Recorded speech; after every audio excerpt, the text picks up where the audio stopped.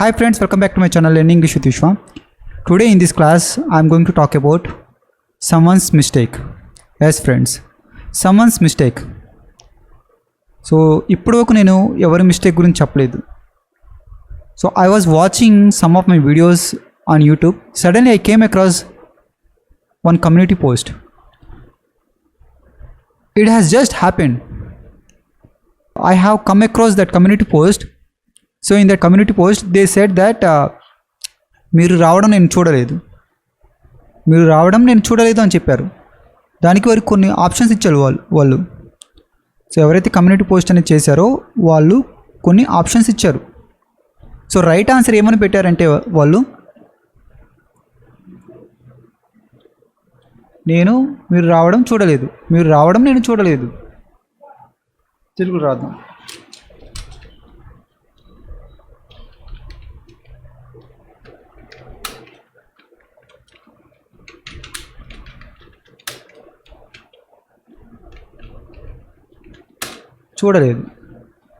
మీరు రావడం నేను చూడలేదు. దీనికి ఆన్సర్ ఏమని చెప్పారు వాళ్ళు?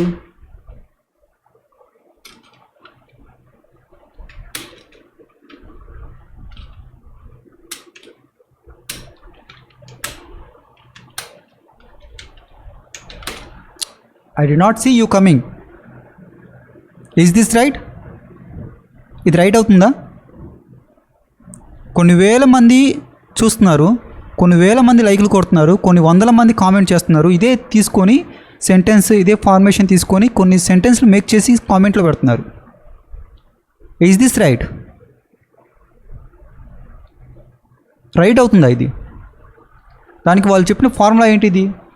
నేను చూడలేదు, పాస్ట్ అయింది కదా, నేను చూడలేదు మీరు రావడం అని చెప్పారు. సో మరి ఇదేమవుతుంది?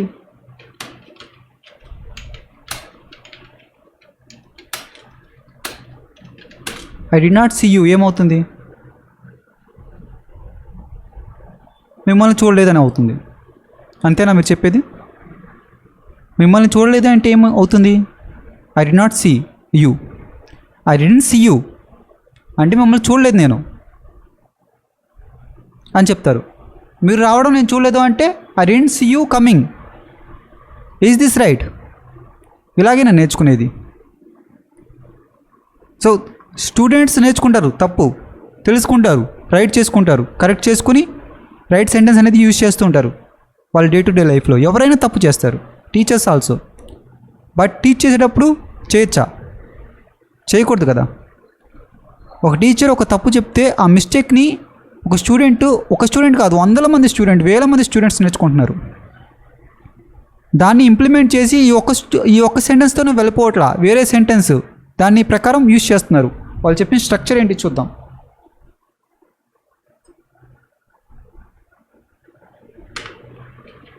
Subject see plus object plus V4. This is the structure which has been given over there. వాళ్ళు చెప్పింది సబ్జెక్ట్ సి. ఎప్పుడైనా సి అని వస్తుంటే అంటే చూడలేదు అన్నప్పుడు వచ్చినప్పుడు ఈ సెంటెన్స్ ఎలా యూజ్ చేయాలని చెప్పారు వాళ్ళు. చూడలేదు గురించే మాట్లాడుతున్నారు. సో నేను కూడా దాని గురించే మాట్లాడతాను, చూడలేదు అనే దాని గురించి. అసలు ఇదేమవుతుందని కూడా చెప్పలే వాళ్ళు. సో దీని గురించే మాట్లాడతాను. V4 తెలుసు, సీయింగ్ జెరెండ్ అవుతుంది తెలుసు మీకు. V4 అన్నారు, కరెక్టే. ఎవరు కాదని అంటున్నారు? ఎవరు కాదనట్లేదు. ఆబ్జెక్టివ్ ప్రొనౌన్, అది ఆబ్జెక్ట్ కాదు, ఆబ్జెక్టివ్ ప్రొనౌన్ యూ. ఓకే, అది రైటే. సి కరెక్టే. సబ్జెక్ట్ కరెక్టే. ఇప్పుడు ఎక్కడ తప్పు అవుతుంది? మీరు రావడం చూడలేదు అంటున్నారు. I didn't see you coming. ఇది రైటేనా? రైట్ కాదది, తప్పది. అతను రావడం మీరు చూడలేదా? అతను రావడం అనే అతను చేసిన యాక్షన్ని మీరు చూడలేదా? అతను ఒక యాక్షన్ చేశాడు, రావడం అనేది అతను యాక్షన్, అది అతన్ని చూడలేదా? అతను వచ్చిన రావడం అనే అతను చేసిన ఒక యాక్షన్ని మీరు చూడలేదా? చాలా కామన్ సెన్స్ ఉంది, చిన్న కామన్ సెన్స్ ఉంది ఇక్కడ చూడండి. యూ అనేది ఆబ్జెక్టివ్ ప్రొనౌన్, కమింగ్ ఏంటిది? జిరెండ్. రావచ్చా?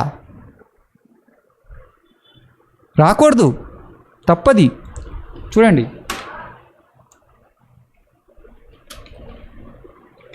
I did not see you, I didn't see you. You కాదు, you are coming. I didn't see you, I didn't see you అని చెప్పకూడదు. ఐ డిడెంట్ సీ యూ అంటే అది కరెక్టే, ఇది అవుతుంది. ఐ డిడెంట్ సీ యూ, మిమ్మల్ని నేను చూడలేదు, అతన్ని నేను చూడలేదు. ఐ డిడెంట్ సీ యూ, మిమ్మల్ని నేను చూడలేదు. నేను చెప్తున్నాను కదా, సరే ఈ సెంటెన్స్ నేనే చెప్తున్నాను. ఐ డిడెంట్ సీ యూ, మిమ్మల్ని నేను చూడలేదు. మీరు రావడం అనేది నేను చూడలేదు, అంటే మీరు రావడం, మీరు చేసిన యాక్షన్ నేను చూడలేదు అనుకోండి. I didn't see your coming. Your coming, you coming కాదు, దట్ ఈస్ రాంగ్. అవ్వదు. అది ఎలా అవుతుంది? కమింగ్ అంటే ఏమవుతుంది? కమ్ అనేది ఒక వర్బు. సో వర్బ్ ఐఎన్జీ అవుతున్నప్పుడు ఏమవుతుంది? మీ అందరికీ తెలుసు, వర్బ్ ఐఎన్జీ అవుతున్నప్పుడు ఏమవుతుంది? జిరెండ్ అవుతుంది. మీకు ఎవరికి తెలియంది ఏంటంటే జిరెండ్ కూడా నౌన్ లాగానే ఫంక్షన్ అవుతుంది. జిరెండ్ కూడా నౌన్ లాగానే ఫంక్షన్ అవుతుంది. అసలు జిరెండ్ ఎందుకు చేశారు అక్కడ? ఎందుకు చేశారంటే gerund functions as an object. Gerund functions as a subject. Gerund functions as a prepositional object. ఇంకా చాలా వరకు ఫంక్షన్ అవుతుంది జిరెండ్ అనేది, చాలా ఉన్నాయి చెప్పుకుంటూ పోతే. సో ఇక్కడ ఈ సెంటెన్స్ గురించి మాట్లాడుతున్నాను నేను. చూడండి, ఇక్కడ ఇది నౌను, జిరెండ్ అనేది ఇది జిరెండే కానీ నౌను. ఎందుకంటే జిరెండ్ అయింది అంటే ఇది సి. చూడండి, ఇది వర్బు. వర్బ్ తర్వాత ఇంకో వర్బ్ వస్తుందా? రాదు. అందుకే దాన్ని జిరెండ్ చేశారు, ఇంకో వర్బ్ని ఐఎన్జీ చేసి దాన్ని జిరెండ్ చేశారు. ఆ జిరెండ్ ఏమవుతుంది? Function as a noun. Gerund functions as a noun here. So ఇది నౌన్ అయినప్పుడు నౌన్ని ఏది డిఫైన్ చేస్తుంది? ఏది డిఫైన్ చేస్తుంది? యాడ్జెక్టివ్ డిఫైన్ చేస్తుంది. యాడ్జెక్టివ్ అనేది డిఫైన్ చేస్తుంది. యువర్ అనేది యాడ్జెక్టివ్. చూడండి, this is my house. My house అంటే ఏంటి? మై అనేది ఏంటిది? యాడ్జెక్టివ్. నా హౌసు. ఇక్కడ ఏంటి? I didn't see your coming అని చెప్పాలి, యూ కమింగ్ కాదు. యువర్ అనేది ఒక యాడ్జెక్టివ్. దీన్నే పొజిటివ్ యాడ్జెక్టివ్ ప్లస్ జిరెండ్ అంటారు. దీన్ని ఏమంటారంటే పొజిటివ్ యాడ్జెక్టివ్స్ ప్లస్ జిరెండ్ అంటారు.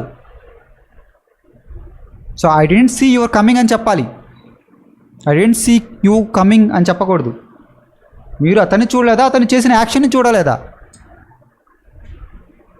That is the point.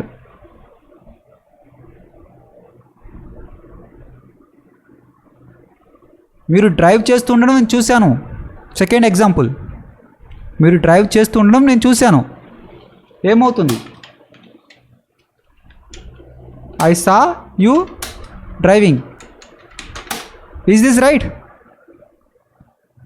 I saw you driving. Is this right?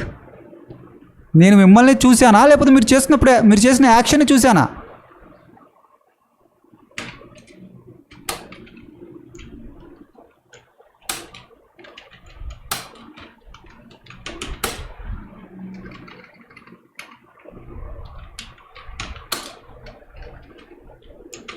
I saw your driving. I saw your driving. ఇది driving అనేది ఏమవుతుంది? ఒక జిరెండే కానీ నౌన్ లాగా అవుతుంది. జిరెండ్ ఫంక్షన్ అవుతుంది. నౌన్ ఏది మాడిఫై చేస్తుంది? యాడ్జెక్టివ్ మాడిఫై చేస్తుంది. యువర్ పొసెసివ్ డిటర్మినర్స్ అంటాం మనం, పొసెసివ్ యాడ్జెక్టివ్స్ అంటాము. మనం ఫస్ట్ నేర్చుకునేదే అది. పొసెసివ్ ప్రొనౌన్స్ ప్రొనౌన్స్ నేర్చుకుంటాము, సబ్జెక్టివ్ ప్రొనౌన్స్ నేర్చుకుంటాం, ఆబ్జెక్టివ్ ప్రొనౌన్స్ నేర్చుకుంటాం. Possessive determiners nothing but possessive adjectives.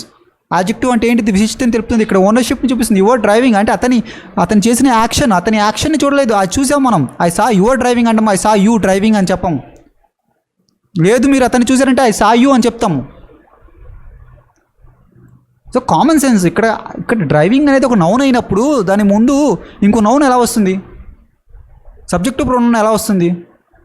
లేదంటే ఆబ్జెక్టివ్ ప్రొనౌన్, సబ్జెక్టివ్ ప్రొనౌన్ ఎలా వస్తుంది?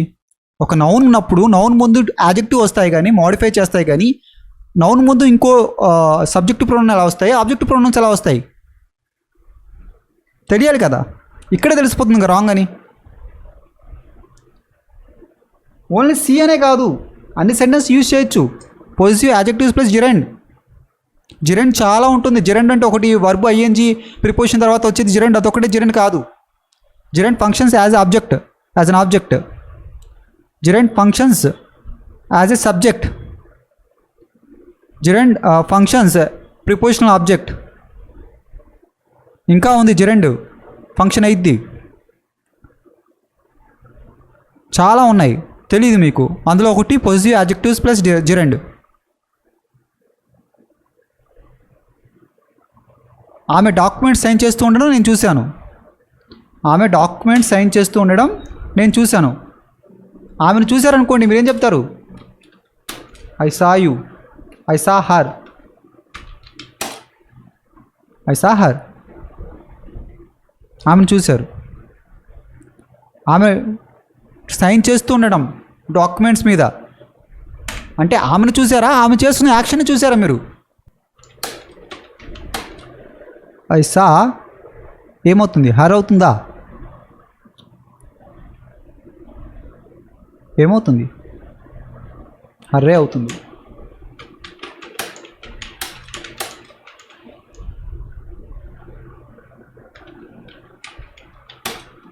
I saw her signing on the documents.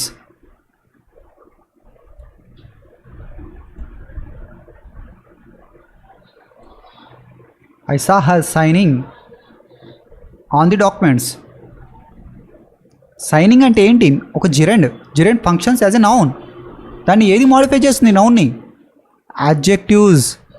ఇక్కడ పాజిటివ్ యాడ్జెక్టివ్స్. ఇది హర్కి హరే వస్తుంది. ఆబ్జెక్టివ్ ప్రొనౌన్ అనుకోవద్దు.